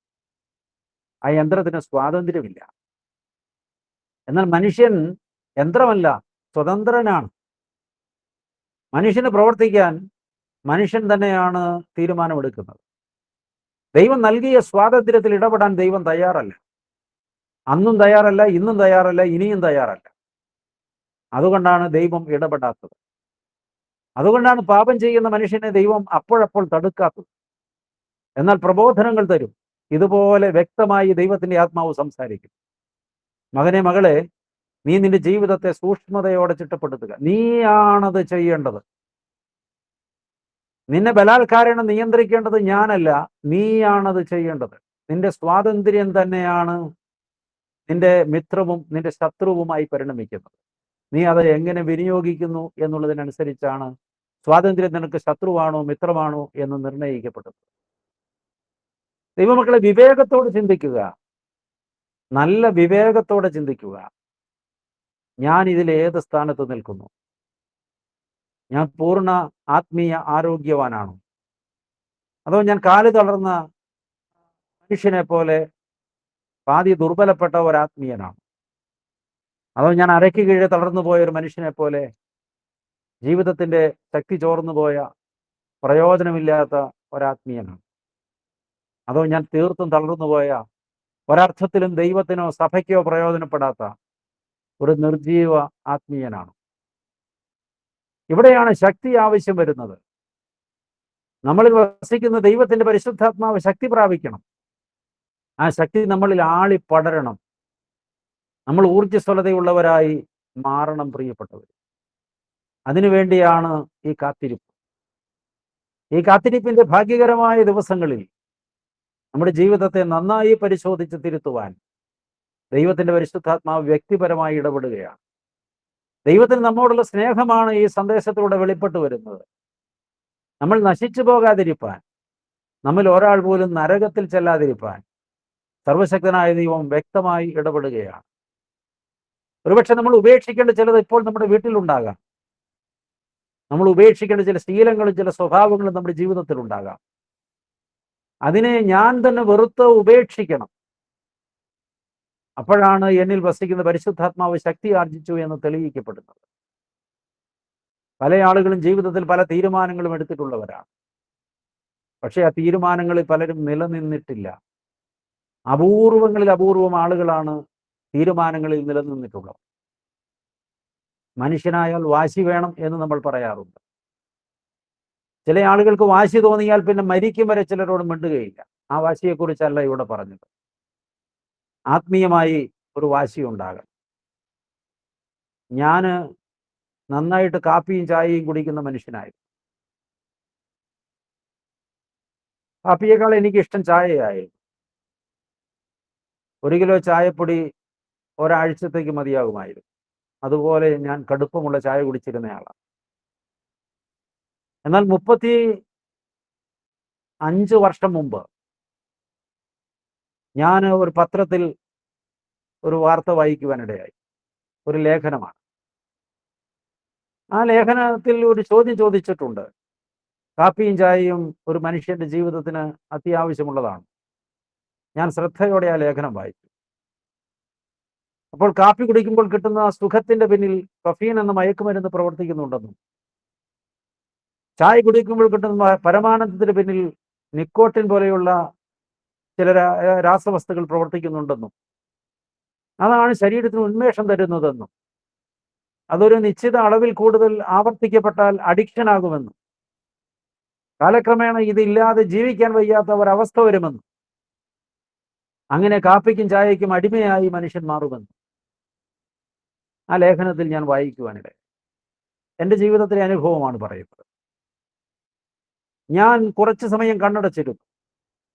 എന്നിട്ട് ഞാൻ എന്നോട് തന്നെ ചോദിച്ചു, ഈ മദ്യപാനിക്ക് ഇത് തന്നെയല്ലേ സംഭവിക്കുന്നത്? ആൽക്കഹോൾ ബ്ലഡിലേക്ക് കലർന്നിട്ട് കുറച്ച് കഴിയുമ്പോൾ അതിൻ്റെ ഡോസ് കൂട്ടി പിന്നെയും കൂട്ടി പിന്നെയും കൂട്ടി, പിന്നെ അത് രക്തത്തിൽ ആൽക്കഹോളിന്റെ അളവ് പരിധിക്ക് അപ്പുറത്തായി ആൽക്കഹോളിസം ബാധിച്ച് നിർത്താൻ കഴിയാത്ത ഒരു സ്റ്റേജിൽ അഡിക്ഷൻ സംഭവിക്കുന്നത് പോലെ ചായ എന്നിൽ അഡിക്ഷൻ ഉണ്ടാക്കിയിരിക്കുന്നു. ഈ ലേഖനം ഞാൻ വായിക്കുമ്പോൾ എൻ്റെ മുമ്പിൽ കട്ട രക്തത്തിന്റെ കളറിൽ ഒരു കപ്പ് ചായ ഇരിപ്പുണ്ട്. ചിലരൊക്കെ ചെയ്യുന്നത് പോലെ ഇതുകൂടെ കുടിച്ചിട്ട് അവസാനിപ്പിക്കാമെന്ന് ഞാൻ വിചാരിച്ചില്ല. ഞാനത് നിഷേധിച്ചു. 35 വർഷമായി ഞാൻ ചായയോ കാപ്പിയോ കുടിച്ചിട്ടില്ല. എനിക്കൊരു ക്ഷീണവും തട്ടിയിട്ടില്ല. അതുകൊണ്ട് എൻ്റെ സൗന്ദര്യം ചോർന്നു പോയിട്ടില്ല. അതുകൊണ്ട് എനിക്ക് മറ്റൊരു ക്ഷതവും സംഭവിച്ചിട്ടില്ല. സുഖമാണ്. ദൈവമക്കളെ, ഞാനൊരു ഉദാഹരണമാണ് ഈ പറഞ്ഞത്. ഞാൻ ചെയ്തതുപോലെ നിങ്ങളും ചെയ്യണമെന്നല്ല പറയുന്നത്. ജീവിതത്തിൽ എനിക്ക് എന്നിൽ വസിക്കുന്ന ദൈവത്തിന്റെ പരിശുദ്ധാത്മാവിന് ഹിതകരമല്ലാത്തത് വേണ്ട എന്ന് വയ്ക്കാനുള്ള വാശിയുണ്ട്. ഉപേക്ഷിക്കാനുള്ള നിർബന്ധ ബുദ്ധി ഉണ്ടാകണം. അവിടെയാണ് നമ്മൾ സ്വാതന്ത്ര്യം വിനിയോഗിക്കേണ്ടത്. അങ്ങനെയാണ് നമ്മൾ തെറ്റുതിരുത്തേണ്ടത്. നമ്മൾ ദൈവസന്നിധിയിലേക്ക് കൂടുതൽ അടുക്കണം. ഏത് പ്രകാരമാണ് നമ്മൾ കാത്തിരിക്കേണ്ടത്? നമ്മൾ മറ്റെല്ലാം മറക്കണം. ഇത് തിരക്കിന്റെ ലോകമാണ്. ഒന്നിനും ആർക്കും നേരമില്ലെന്നാണ് പറയുന്നത്. എല്ലാവരും തിരക്കിലാണ്. എന്തിനു വേണ്ടിയുള്ള തിരക്കാണ്? ഞാൻ ചിലപ്പോഴൊക്കെ തമാശയ്ക്ക് ഇങ്ങനെ പറയാറുണ്ട്, മരിക്കാനുള്ള തിരക്കല്ലേ നമ്മൾ കൂട്ടിക്കൊണ്ടിരിക്കുന്നത്. ഒടുവിൽ എന്താ സംഭവിക്കുക? എത്ര തിരക്ക് കൂട്ടിയാലും ഒരു ദിവസം മരിക്കും. തിരക്ക് കൂട്ടാത്തവരും ഒരു ദിവസം മരിക്കും. ഈ തിരക്ക് കൂട്ടി ജീവിതത്തിൽ പ്രധാനപ്പെട്ട പലതും വേണ്ടെന്ന് വെച്ചിട്ട് ഒരു ദിവസം മരിക്കുന്നതിനേക്കാൾ എത്ര നല്ലതാണ് തിരക്കില്ലാതെ മരിക്കുന്നത്. നമ്മുടെ തിരക്കുകളെല്ലാം ഒന്ന് മാറ്റിവെക്കണം. ബദ്ധപ്പാടുകളെല്ലാം ഒന്ന് നീക്കിവെക്കണം. ഈ പരാക്രമം പിടിച്ചുള്ള പരിശ്രമം ഒന്ന് അവസാനിപ്പിക്കണം. എന്നിട്ട് ശാന്തമായി മറ്റെല്ലാം മറന്ന് ദൈവസന്നിധിയിൽ ഇരിക്കണം. എല്ലാ ദിവസവും ഒരു 15 മിനിറ്റ് സമയമെങ്കിലും മറ്റെല്ലാം മറന്ന് ഞാൻ എൻ്റെ ദൈവത്തിന്റെ മുമ്പിൽ ഇരിക്കുമെന്ന് തീരുമാനിക്കണം. പരിശുദ്ധാത്മാവ് ശക്തിപ്പെടുന്നതിന്റെ ഏറ്റവും പ്രകടന ലക്ഷണങ്ങളിൽ ഒന്നാണത്. കർത്തൃദിനമെന്നൊന്നുണ്ടെങ്കിൽ, അഥവാ ഞായറാഴ്ച എന്നൊരു ദിവസമുണ്ടെങ്കിൽ, ഞാൻ നിർബന്ധമായും അതിരാവിലെ എഴുന്നേറ്റ് കുളിച്ചൊരുങ്ങി പള്ളിയിൽ പോകുമെന്ന് നിർബന്ധപൂർവ്വം തീരുമാനിക്കണം. ആരാധനയിൽ ആദ്യം മുതൽ അവസാനം വരെ ഞാൻ സംബന്ധിക്കുമ്പോഴെല്ലാം ഞാൻ വിശുദ്ധിയോടെ ഒരുങ്ങിപ്പോയി വിശുദ്ധ കുർബാന സ്വീകരിക്കുമെന്ന് തീരുമാനിക്കണം. മറ്റു കൂദാശകളും അതുപോലെ തന്നെ ഞാൻ സ്വീകരിക്കുമെന്ന് തീരുമാനിക്കണം. എല്ലാ ദിവസവും ഒരു 10 മിനിറ്റെങ്കിലും ഞാൻ വിശുദ്ധ വേദപുസ്തകം ശ്രദ്ധാപൂർവം വായിക്കുകയും അത് മനനം ചെയ്യുകയും എനിക്ക് ബോധ്യപ്പെടുന്ന കാര്യങ്ങൾ ഒരു നോട്ട്ബുക്കിൽ കുറിച്ചു വയ്ക്കുകയും ചിലപ്പോഴെല്ലാം ഞാനത് മറിച്ചു നോക്കി വീണ്ടും എൻ്റെ ജീവിതത്തെ അതുമായി ബന്ധപ്പെടുത്തി ക്രമപ്പെടുത്തുമെന്ന് ചിന്തിക്കണം. അങ്ങനെ ഒരു തീരുമാനത്തിലെത്താം. ഈ കാത്തിരിപ്പിന്റെ ദിനങ്ങളിൽ കാത്തിരിപ്പ് എന്ന് പറയുന്നത് ദൈവമക്കളെ ഒരു ക്രമപ്പെടലാണ്. വെറുതെ കാത്തിരിക്കുന്നുവെന്ന് പറഞ്ഞ് നമ്മൾ ഈ ലോകത്തിന്റെ കമ്പോളത്തിന് പിന്നാലെ പരക്കം പാഞ്ഞിട്ട് ഒരല്പനേരം, ഒരുപക്ഷെ ഈ 3 ദിവസവും ഓരോ മണിക്കൂർ വീതം നമ്മൾ ഈ മീഡിയയുടെ മുമ്പിൽ ദൈവത്തിന്റെ വചനത്തിൽ തണലിൽ ഇരുന്നിട്ട് നമ്മുടെ ജീവിതം അതിനനുസരിച്ച് ചിട്ടപ്പെടുത്തുന്നില്ലെങ്കിൽ എന്ത് പ്രയോജനം? അതുകൊണ്ട് തിരക്കുകളിൽ നിന്നൊന്ന് പുറത്തു കിടക്കുക, ഒപ്പം മനസ്സിനെ ഏകാഗ്രമാക്കുക. ഇന്ന് സ്വസ്ഥതയില്ലാത്ത മനുഷ്യരാണ് ലോകത്തിന്റെ ഏറ്റവും വലിയ ശാപം. അവരുടെ ഉള്ളു വല്ലാതെ ഉലഞ്ഞ് അവർ എപ്പോഴും പലതിനെക്കുറിച്ച് ചിന്തിച്ച് മനസ്സ് വ്യാകുലപ്പെട്ട് സ്വസ്ഥതയില്ലാതെ സമാധാനമില്ലാതെ അലഞ്ഞു തിരിയുകയാണ്. ഒരു സ്ഥലത്ത് ഇരിക്കുന്നയാളുടെ മനസ്സ് അവിടെ എങ്ങുമല്ല, മറ്റെവിടെയൊക്കെയോ കറങ്ങിത്തിരിയുകയാണ്. ഒരു വിഷയത്തിലല്ല, പല വിഷയങ്ങളിൽ ഇങ്ങനെ കയറി ഇറങ്ങി ചുറ്റിത്തിരിയുകയാണ്. ആകുലത, അസ്വസ്ഥതകൾ. ദൈവമക്കളെ അതൊക്കെ ഒന്ന് മാറ്റുക, മനസ്സിനെ ഏകാഗ്രമാക്കുക. ഒരു കുരിശ് മുൻപിൽ വെച്ചിട്ട് ആ കുരിശിലേക്ക് തന്നെ നോക്കുക, കുരിശിനെ കാണുക, കുരിശിന്റെ മുമ്പിൽ താഴുക. എല്ലാ മനസ്സും അവിടെ ഏകാഗ്രതപ്പെടുത്തുക. എനിക്ക് വേണ്ടി, എൻ്റെ പാപത്തിന് വേണ്ടി, എൻ്റെ പാപത്തിന്റെ പരിഹാരത്തിന് വേണ്ടി ക്രൂശിൽ യാഗമായി തീർന്ന യേശു ക്രിസ്തുവിനെ ഉൾക്കണ്ണുകൊണ്ട് കാണുക.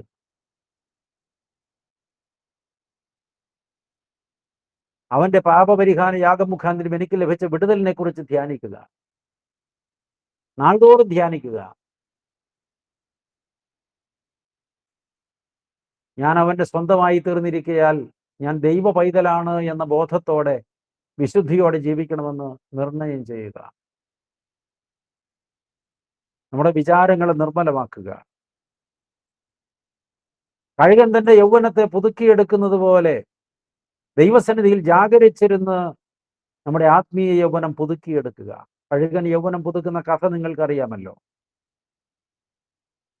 കഴുകന് പ്രായമായി കഴിയുമ്പോൾ ശരീരഭാരം കൊണ്ട് പറക്കാൻ കഴിയാതെയാകും. ആകാശവിഹായസിൽ അനന്തതകളിലേക്ക് പറക്കുന്ന പക്ഷിയാണ് കഴുകൻ. പക്ഷേ പ്രായമാകുമ്പോൾ ശരീരത്തിന് ഭാരം കൂടിയിട്ട് അതിന് പറക്കാൻ കഴിയാതെ വരും. അപ്പോൾ കഴുകനൊരു കാര്യം ചെയ്യും, പാറയുടെ പൊത്തിലേക്ക് കയറും, പരമാവധി അതിൻ്റെ ഉള്ളിലേക്ക് പോകും. മറ്റു പക്ഷികളോ ക്ഷുദ്രജീവികളോ കയറി വരാത്ത ഇടത്ത് വരെ അത് കയറി ചെല്ലും. എന്നിട്ട് അവിടെ ഒരു ഇരിപ്പങ്ങിയിരിക്കും. തൻ്റെ കൊക്ക് കൊണ്ട് ശരീരത്തിലെ തൂവലുകളെല്ലാം കുത്തിപ്പറിച്ചു കളയും. വെറും മാംസപിണ്ഡമായ കഴുകൻ അവിടെ ഇരിക്കും. ഏതാണ്ട് ഒരു 1.5 മാസത്തോളം, 40-45 ദിവസം ഇരിക്കുമെന്നാണ് ഞാൻ ഒരു പുസ്തകത്തിൽ വായിച്ചത്. ആ കഴുകൻ അങ്ങനെ ഇരുന്ന് കണ്ണടച്ചിരുന്ന ഒരൊറ്റ ഇരിപ്പാണ്, വേറെ ഒരു ചിന്തയുമില്ല. ഒരേ ധ്യാനത്തിൽ അങ്ങനെ ഇരിക്കുകയാണ്. ഈ 10-45 ദിവസം കൊണ്ട് അതിൻ്റെ ശരീരത്തിൽ അടിഞ്ഞുകൂടിയ കൊഴുപ്പ് അതിന് ജീവൻ നിലനിർത്താൻ സഹായകമാണ്. ശരീരത്തിന്റെ ഭാരം 4-1 ചുരുങ്ങും. കൊത്തിപ്പറിച്ചു കിടന്ന തൂവലുകൾക്ക് പകരം പുതിയ തൂവലുകൾ മുളച്ചു വരും. 45-ാം ദിവസമോ 50-ാം ദിവസമോ ആ കഴുകൻ ആ ഗുഹയുടെ ഉള്ളിൽ നിന്ന്, ആ പാറപ്പൊത്തിൽ നിന്ന് സാവധാനം നടന്ന് പുറത്തു വന്ന് സൂര്യപ്രകാശത്തിലേക്ക് ഇറങ്ങി ചുറ്റും നോക്കി ചിറകൊന്ന് വിരിക്കും. പിന്നെ ഒരു യുവ കഴുകനെ പോലെ അത് ആകാശത്ത് പറന്നു പോകും. അതുവരെ കീഴടക്കിയിട്ടില്ലാത്ത ദൂരങ്ങൾ കീഴടക്കും. വേദപുസ്തകത്തിലുള്ളതാണ്. കഴുകൻ തന്റെ ശക്തി പുതുക്കുന്നത് പോലെ ദൈവമക്കൾ ആത്മശക്തി പുതുക്കണം. അതിനുവേണ്ടിയാണ് മക്കളെ കാത്തിരിപ്പ്. ഈ കാത്തിരിപ്പിന്റെ ദിനങ്ങളിൽ അപ്രകാരം ഒരു തിരുത്തപ്പെടൽ നമ്മുടെ ജീവിതത്തിൽ സംഭവിക്കട്ടെ. പരിശുദ്ധാത്മാവിന്റെ ബലം നമ്മളിൽ വന്ന് നിറയട്ടെ.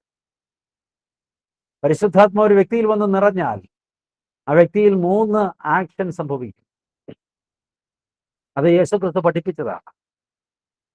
യോഹന്നാൻ എഴുതിയ രക്ഷാസുവിശേഷം 16-ാം അധ്യായത്തിൽ നിന്ന് മുൻപ് വായിച്ചപ്പോൾ അത് പറഞ്ഞിട്ടുണ്ട്. 9, 10, 11 തിരുവചനങ്ങളിൽ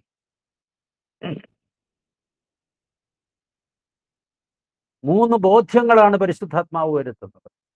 3 ബോധങ്ങളാണ് പരിശുദ്ധാത്മാവ് വരുത്തുന്നത്. ഒന്ന് പാപബോധം, 2 നീതിബോധം, 3 വിധിബോധം. എന്തുകൊണ്ടാണ് പാപബോധം വരുത്തുന്നത്? അവർ എന്നിൽ വിശ്വസിക്കായ കൊണ്ട് പാപത്തെക്കുറിച്ച് ബോധം വരുത്തും. ഇത് വിശ്വസിക്കാത്തവരെ കുറിച്ചാണ്. ലോകത്തിൽ അനേകം പാപങ്ങളുണ്ട് പ്രിയപ്പെട്ടവരെ. ലോകത്തിലെ ഏറ്റവും വലിയ പാപം ഏതാണെന്ന് ചോദിച്ചാൽ അത് അവിശ്വാസം, ദൈവത്തിലുള്ള അവിശ്വാസം. ദൈവപുത്രനെ വിശ്വസിക്കാത്തതാണ് പാപം. യോഹന്നാൻ എഴുതിയ രക്ഷാസുവിശേഷം 1-ാം അധ്യായത്തിന്റെ 9 മുതൽ 11 വരെ തിരുവചനങ്ങൾ അത് അടിവരയിടുന്നു. അവർ അവനെ വിശ്വസിച്ചില്ല. വെളിച്ചം ലോകത്തിലുണ്ടായിരുന്നു, വെളിച്ചം ലോകത്തിലേക്ക് വന്നു. പക്ഷേ അവർ ഇരുളിനെ സ്നേഹിച്ചതുകൊണ്ട് വെളിച്ചത്തെ അവർ സ്വീകരിച്ചില്ല. ലഭ്യമായ വെളിച്ചം സ്വീകരിക്കാതെ തിരസ്കരിക്കുന്നതാണ് പാപം. ഞാൻ ലോകത്തിന്റെ വെളിച്ചമാകുന്നു നിഴൽ ചെയ്ത കർത്താവായ യേശു ക്രിസ്തുവിനെ സ്വീകരിക്കാതെ തിരസ്കരിക്കുന്നതാണ് പാപം. അതാണ് ഏറ്റവും വലിയ പാപം.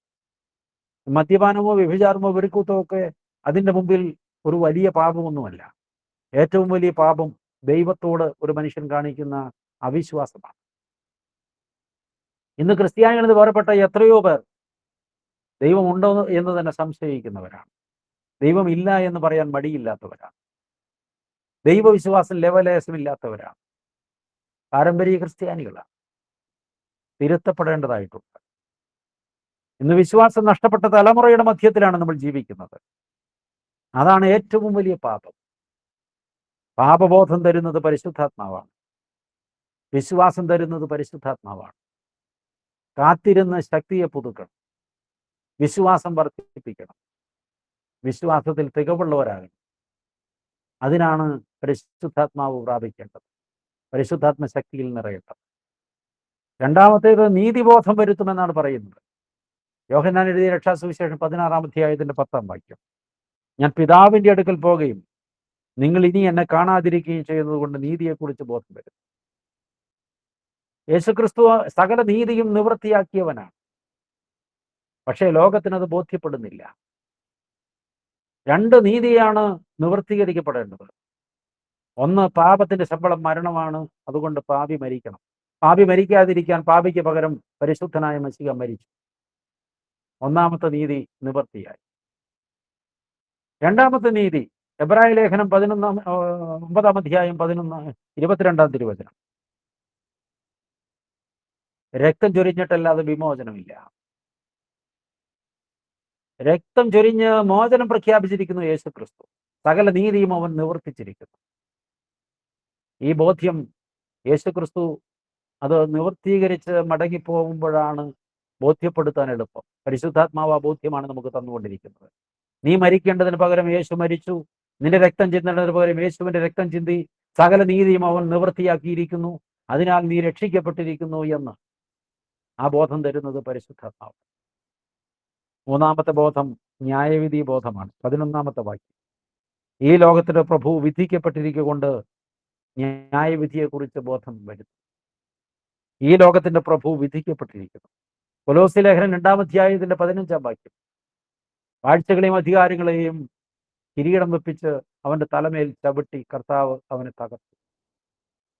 ഈ ലോകത്തിന്റെ പ്രഭു നശിപ്പിക്കപ്പെട്ടിരിക്കുന്നു, തകർക്കപ്പെട്ടിരിക്കുന്നു.